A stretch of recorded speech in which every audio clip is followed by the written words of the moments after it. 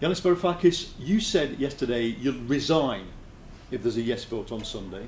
What will you do if there's a no vote? We're going to press ahead. We have a deal to make, one that is viable, unlike the deal that was offered to us by the institutions. The only reason why we're having this referendum, Paul, is because we were given an ultimatum on the basis of a set of proposals which we consider to be non-viable. In other words, next week, 2 weeks from now, 3 weeks from now, 2 months, 4 months from now, we're going to be still mired in an endless negotiation with the economy fading, without investment. And we thought that we should put this to the Greek people. Accept this if you wish. But if you don't, empower us with a no to seek a better deal for Europe. It's not clear to many observers what the difference between no and yes is, because Mr Tsipras offered on Thursday to sign something very close to what the Commission had themselves offered. And why didn't you urge him to just say, okay, well now let's go back to Brussels and talk about this? This is seen by many, even people sympathetic to you, as posturing. It isn't posturing. There are two golden words that mark the chasm between the yes and the no. Debt restructuring. The reason why the negotiations have stalled is because our creditors have refused to restructure debt. And they have insisted that the weakest Greeks pay for an unpayable debt through the nose, their kids, their grandchildren, forever. This is the great difference between the yes and the no. We have made many concessions in order to converge with the institutions. But this is something we're not going to give in with regards to. We have to have sustainable debt, because that is the only way that investors will invest in this country and have this positive shock of optimism, which is absolutely necessary to lift us from the mire in which we've been for 5 years now. But you know, because you have sat in those meetings, that you're dealing with two different sets of people. The IMF, which yesterday said you should get a debt repayment holiday and a haircut, so something chopped off the debt. But the people who have to do that are the European taxpayers, and their own electorates are just never going to buy it, are they? It's a no-win situation. So what we do, we are trying to be the sensible people between the Europeans and the IMF.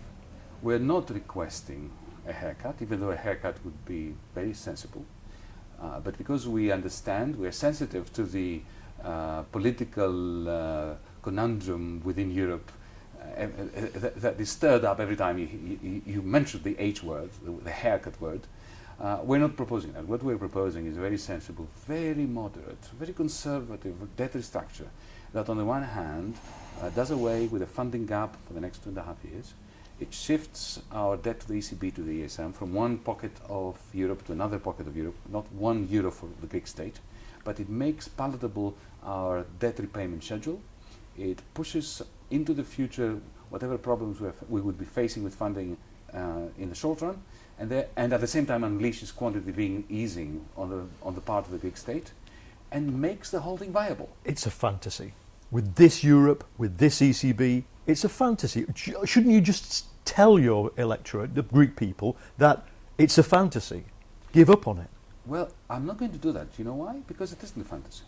Let me tell you something, which is probably unknown.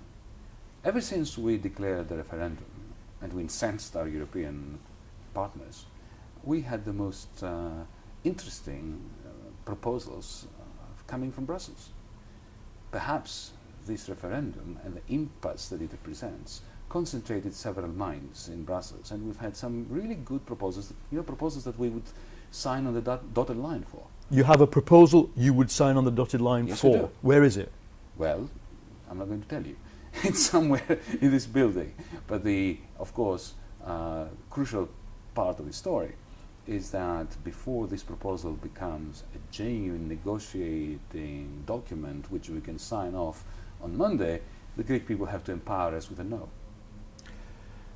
On Monday, the banks, or Tuesday, have to reopen. Mm-hmm. You've said they're safe. They're safe today, Friday afternoon? Yes, they are. Will there be a bail-in? Many business people in this, and many big business people dealing with Greece, are very worried about the possibility of a bail-in. Look, I can understand the terror. If you look at what the media are blasting out, it is natural that people get scared. There is a kind of media-based terrorism which is casting a shadow over the daily lives, especially of people in business. But let's be clear on this. This is not Cyprus. In Cyprus there was a bail-in. Why? Because the problem was a problem with the banks. The banks lost their capitalization basis. The ECB declared them to be insolvent. Then this crisis was transmitted to the state. There was a solution which involved a bail-in because the capital base of the banks was insufficient. In Greece, the ECB itself, to this very day, proclaims the Greek banks to be solvent. All of them? All of them. And Alpha Bank, every single one of Eurobank, them. every single one. Every single because one you of them. know Don't- that even don't this afternoon, there are rumours flying around, not among rumour mongers, but serious business people, that one of these banks is going to go. You can tell me, hand on heart, they are all safe for Monday. I just had a meeting in this building with representatives of each one of the systemic banks, with the Bank of Greece, with the Confederation of Greek Bankers, and I can assure you that there was absolutely no worry about that around the table. The ECB itself would confirm, if you ask them, that there isn't a problem with any of the banks.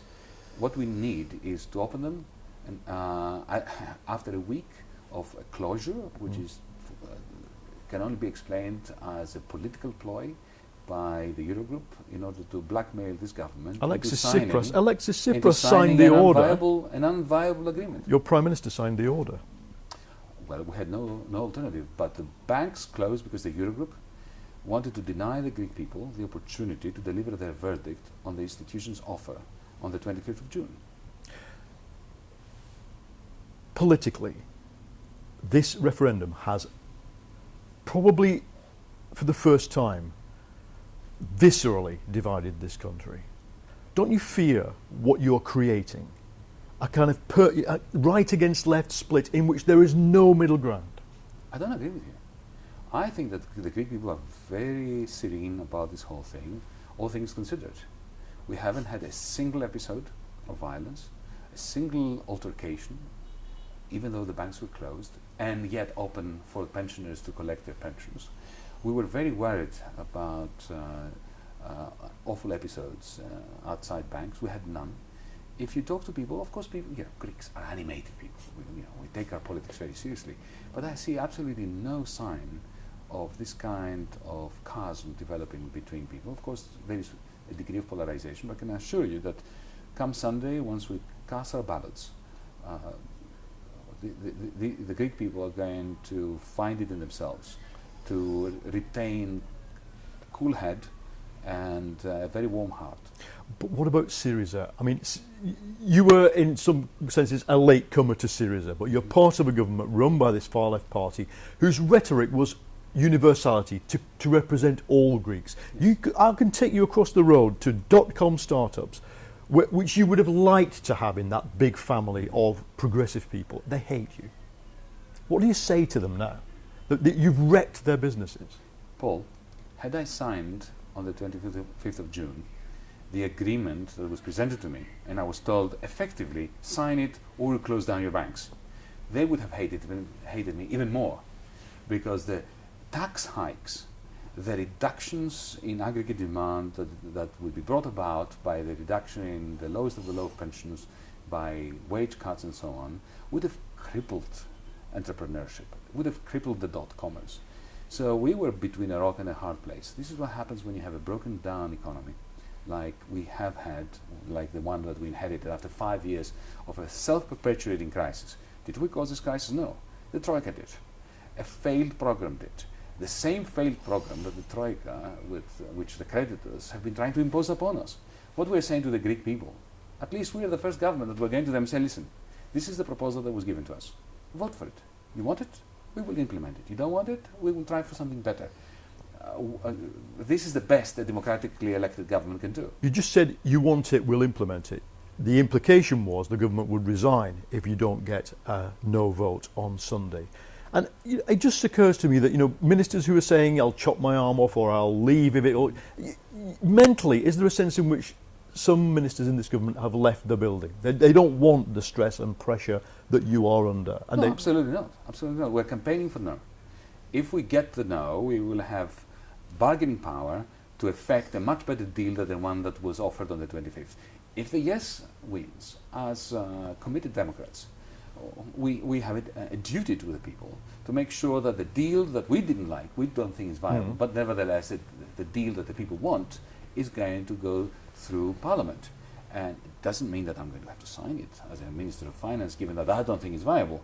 But I'm not going to impede its progress through Parliament. This is my commitment to democracy and my commitment to a people that I have entrusted with the decision, with a verdict of yes, no, or no, in a way that has incensed my colleagues in the Eurogroup who don't believe that such complex matters, as I've been told, should be put to common folk. But what? We get to Sunday night and we get a result one way or the other. If it's no, it's not peace, is it, in Europe? It's another week of war. And No, there's no ELA. The banks are on their knees. No, it isn't.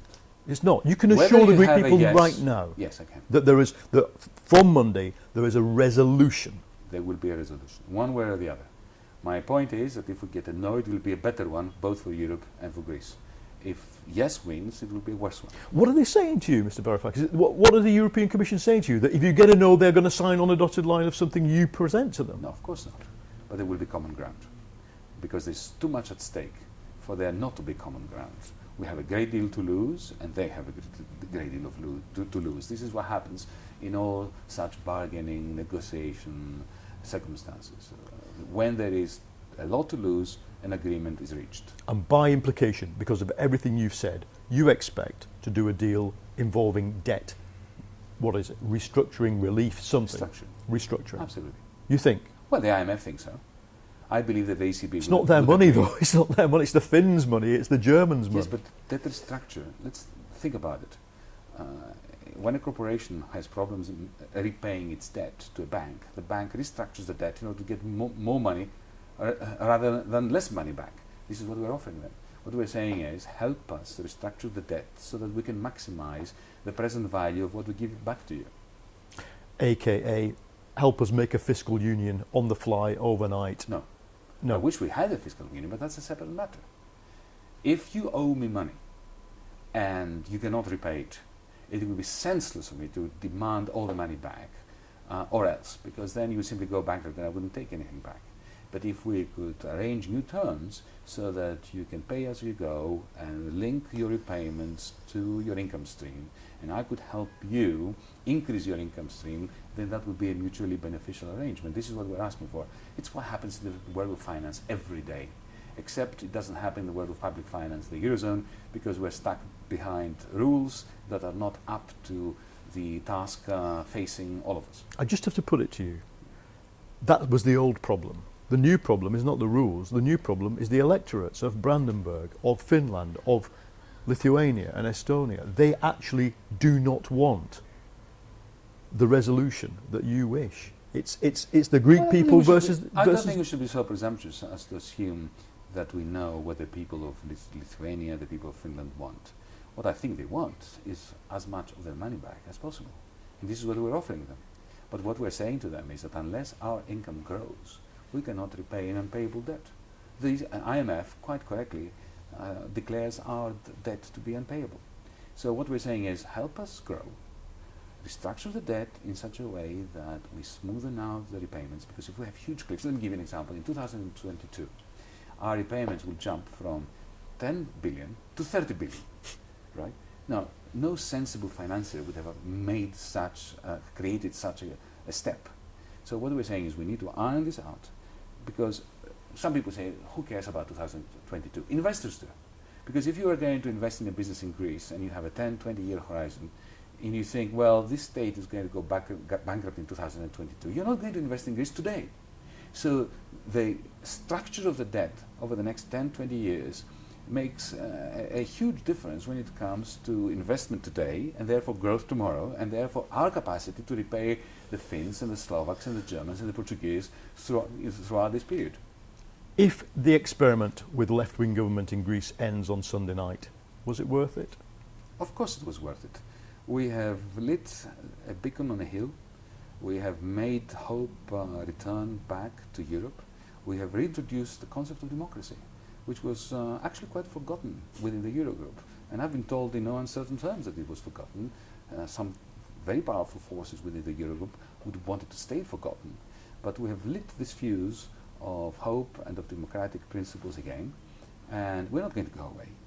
Even if the yes vote wins, there's going to be an election very soon, and I can assure you that the only party in Greece that is credible and which has legitimacy with the Greek people is Syriza. Yanis Varoufakis, thank you. Thank you.